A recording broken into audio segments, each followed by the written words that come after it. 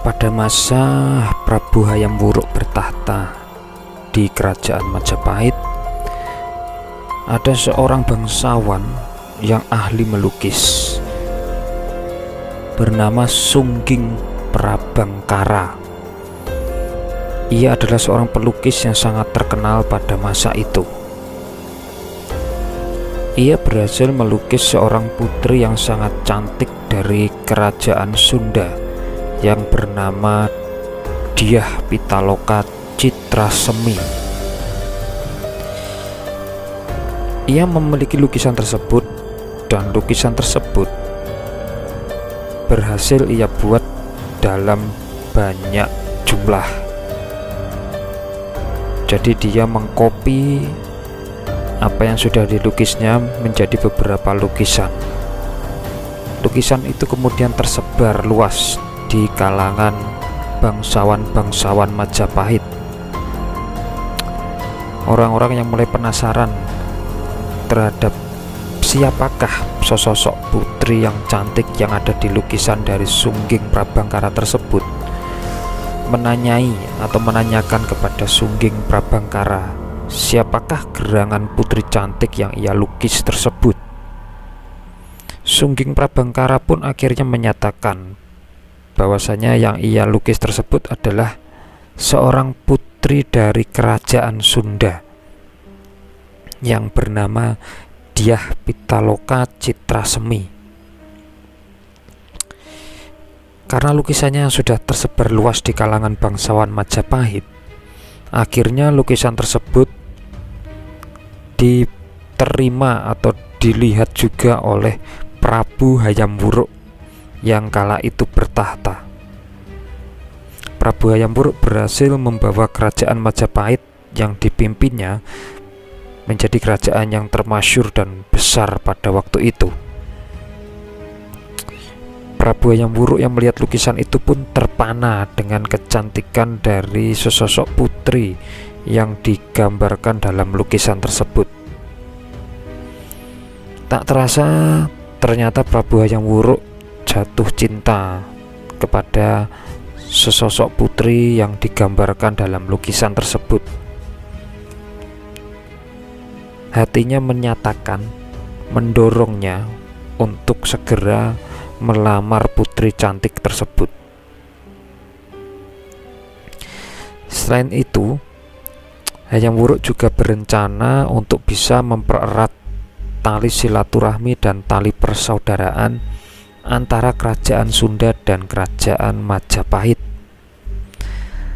Prabu Hayam Wuruk juga sadar bahwasanya leluhurnya, yakni pendiri Majapahit, yakni Kertarajasa Jayawardhana atau Raden Wijaya, merupakan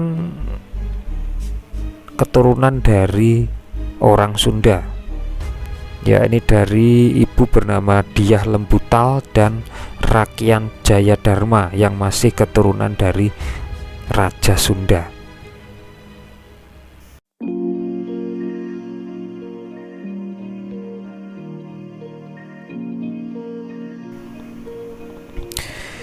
Hayam Wuruk kemudian mengirimkan surat lamaran secara kehormatan dan resmi kepada Maharaja ataupun Raja Linggabuana untuk melamar putrinya Dyah Pitaloka Citrasemi.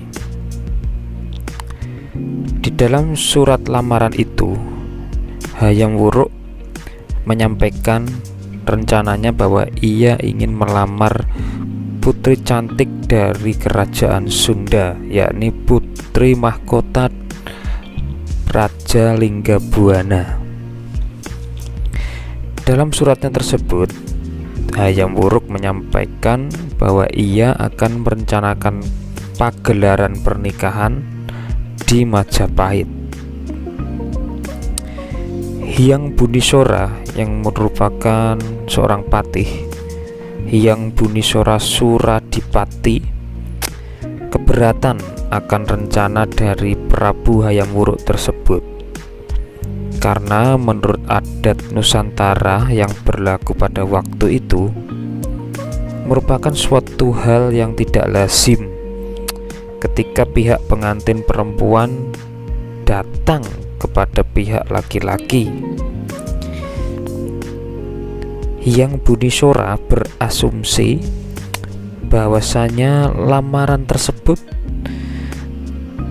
hanyalah sebuah jebakan politik diplomatik dari kerajaan Majapahit, karena pada masa itu Majapahit sedang gencar-gencarnya berekspansi memperluas wilayah kerajaannya. Namun mendengar nasihat dan masukan dari Hyang Bunisora Suradipati tersebut, Maharaja Linggabuana tetap memantapkan hati untuk memenuhi lamaran dari Prabu Hayam Wuruk, raja dari kerajaan Majapahit. Hal itu terjadi karena rasa persaudaraan yang tinggi akan Prabu Linggabuana terhadap kerajaan Majapahit, karena masih satu garis leluhur yang sama. Jadi kedua negara atau kedua kerajaan ini memiliki garis leluhur yang sama, ya ini dari orang Sunda juga. Demikianlah akhirnya Prabu Linggabuana mempersiapkan diri untuk berangkat bersama dengan Dyah Pitaloka Citrasemi, putrinya, untuk datang memenuhi lamaran dari Prabu Hayam Wuruk. Sementara itu, Patih Gajah Mada yang mendengar kabar bahwa rombongan dari kerajaan Sunda akan segera datang ke Pesanggerahan Bubat, mendapat provokasi dari para pejabat-pejabat dan bangsawan Majapahit yang menginginkan Sunda atau kerajaan Sunda tunduk di bawah superioritas dari Majapahit, mempengaruhi Gajah Mada atau memprovokasi Gajah Mada, mengatakan bahwa kedatangan rombongan dari kerajaan Sunda, yakni Prabu Linggabuana beserta putri dan para pengawalnya, adalah bentuk penyerahan dan pengakuan mutlak atas kesuperioritasan dari kerajaan Majapahit. Patih Gajah Mada yang saat itu masih memegang teguh sumpahnya, yakni Sumpah Amuktipalapa, mengiyakan apa yang dikatakan oleh para politikus Majapahit tersebut. Ia kemudian mengumpulkan para bayangkaranya dan membicarakan strategi dan bagaimana cara untuk melumpuhkan dan membuat mereka tunduk kepada Majapahit. Mereka pun akhirnya menyiapkan pasukannya.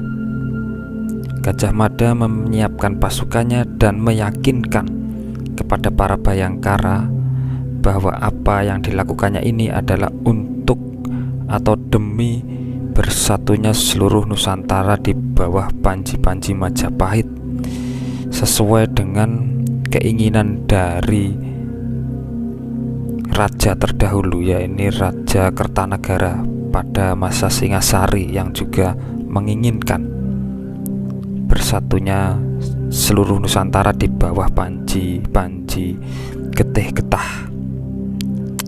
Demikianlah akhirnya Gajah Mada menyiapkan pasukannya untuk segera menyambut kedatangan dari rombongan dari kerajaan Sunda di Pesanggerahan Bubat.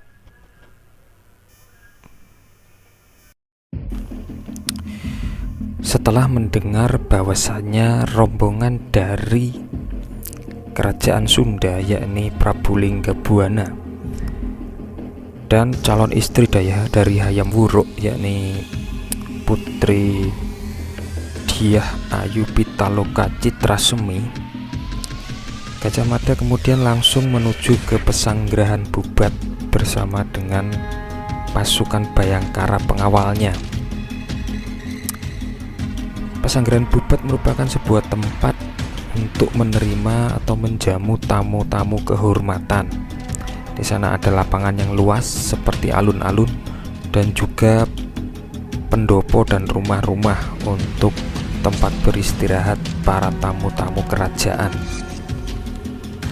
Nah, pada saat itu Maharaja Linggabuana beserta rombongannya sedang beristirahat dengan para pasukannya karena mereka baru saja sampai dari perjalanan yang jauh menggunakan kapal, dan kemudian mereka menggunakan kapal kecil menuju ke Pesanggerahan Bubat. Nah, Gajah Mada pun akhirnya menemui pengawal-pengawal dari Maharaja Linggabuana dari kerajaan Sunda. Mereka menyampaikan bahwasanya sebetulnya kedatangan mereka tersebut adalah bentuk pasrah atau bentuk penyerahan diri kepada kerajaan Majapahit, dan Putri Dyah Ayu Pitaloka Citrasemi merupakan upeti atau bentuk hadiah sebagai lambang mereka setelah bersimpuh di hadapan kerajaan Majapahit. Mendengar hal tersebut, Raja Linggabuana keluar dari pesanggerahan dan menyangkal apa yang dikatakan oleh Gajah Mada itu adalah salah, bahwa apa yang dikatakan Gajah Mada itu benar-benar salah, bahwa sebetulnya kedatangan mereka itu adalah berdasarkan undangan dan surat lamaran dari Prabu Hayam Wuruk. Namun karena Gajah Mada sudah tersulut emosinya dan sudah terprovokasi oleh para pejabat dan bangsawan Majapahit yang menginginkan Sunda takluk di bawah Majapahit, ia tetap bersikeras bahwasanya kedatangan pasukan dan rombongan dari Maharaja Linggabuana adalah bentuk takluk dan tunduk. Kerajaan Sunda dan Majapahit itu adalah sederajat menurut Prabu Linggabuana. Tidak ada yang lebih besar maupun yang lebih kecil, semuanya sama. Namun Gajah Mada menodongkan senjatanya. Tombak dan keris dihadapkan kepada pasukan dari Linggabuana. Prabu Linggabuana pun akhirnya tersulut emosi, dan beberapa pengawal dan penasehatnya juga tersulut emosi. Para pengawalnya ada yang mengeluarkan kata-kata yang kasar kepada Gajah Mada karena mereka tersinggung atas perkataan Gajah Mada tersebut.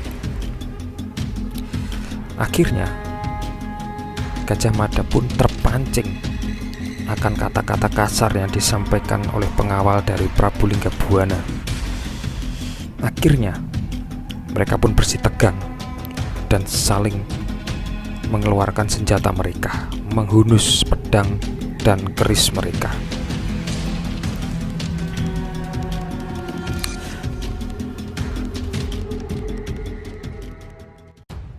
Demi mempertahankan kehormatan sebagai kesatria Sunda, Linggabuana menolak tawaran untuk tunduk dari Gajah Mada tersebut kepada superioritas dari Majapahit. Salah seorang pengawal Maharaja Linggabuana yang terpancing sikap Gajah Mada melontarkan kata-kata yang kasar terhadap Gajah Mada. Gajah Mada akhirnya tersulut. Dia emosi dan dengan secara cepat dia melontarkan sabetan kerisnya ke arah Prabu Maharaja Linggabuana. Para pengawal Maharaja Linggabuana secara serentak pun akhirnya melindungi Raja Linggabuana dari serangan Gajah Mada tersebut. Melihat pasukan dari Maharaja Linggabwana yang sudah mengambil tindakan, maka seluruh Bayangkara yang ada di belakang Gajah Mada serentak menyerang rombongan dari Prabu Linggabwana tersebut. Pertempuran pun pecah di Pesanggerahan Bubat. Pertempuran tersebut merupakan pertempuran yang tidak seimbang, manakala rombongan dari Maharaja Linggabwana yang tidak mempersiapkan peralatan tempur yang memadai. Mereka hanya membawa peralatan perlindungan diri seadanya, seperti pedang dan tombak. Sedangkan dari pihak Gajah Mada yang memang sudah awal memiliki rencana penyergapan tersebut atau penundukan terhadap rombongan Maharaja Linggabwana tersebut, tentunya mereka sudah siap dengan perisai dan dengan senjata-senjata yang sudah mereka siapkan. Selain itu, pasukan Bayangkara sendiri merupakan pasukan pengawal raja ataupun pasukan khusus yang sudah memiliki pengalaman tempur di medan peperangan yang begitu banyak. Sebelumnya pasukan Bayangkara sudah melalang buana menaklukkan berbagai macam tempat dan kerajaan, sehingga mereka memiliki pengalaman tempur yang di atas rata-rata. Pertempuran itu merupakan pertempuran yang sangat sengit, disaksikan oleh banyak rakyat di sekitar Pesanggerahan Bubat. Rakyat tidak bisa melakukan apa-apa karena yang mereka lihat adalah pertempuran dua kerajaan.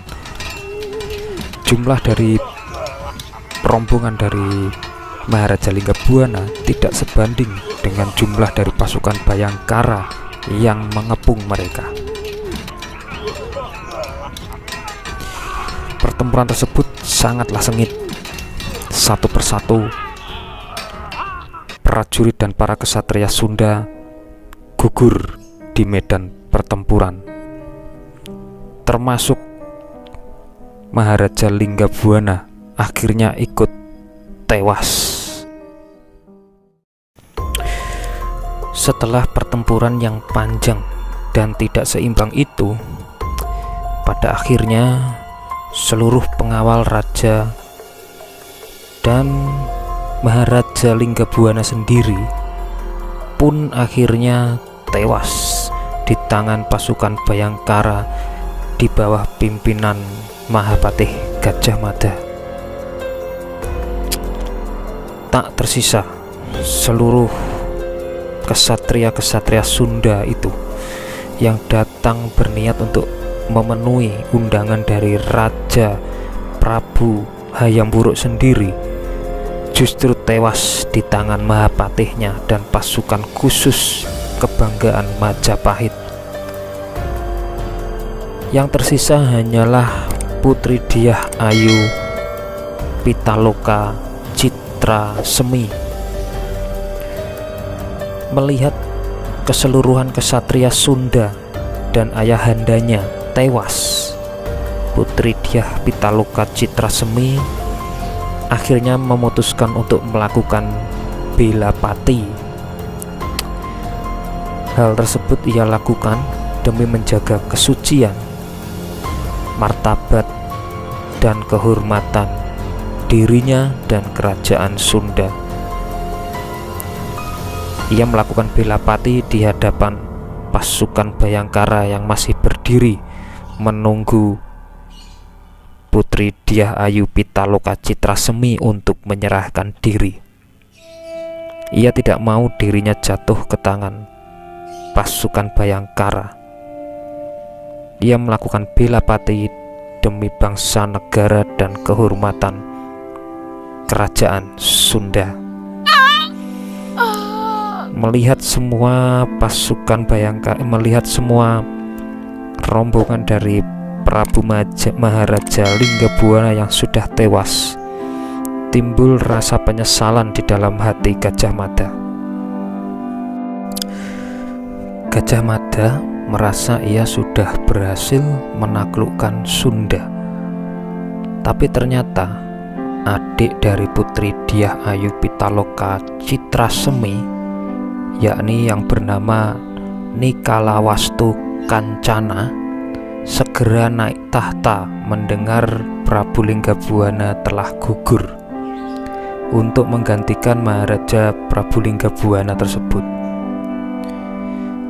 Mahapatih Sunda, yakni Hyang Bunisora Suradipati, membuat aturan larangan estri tili luaran, yakni melarang rakyat Sunda untuk menikah di luar kerabat Sunda.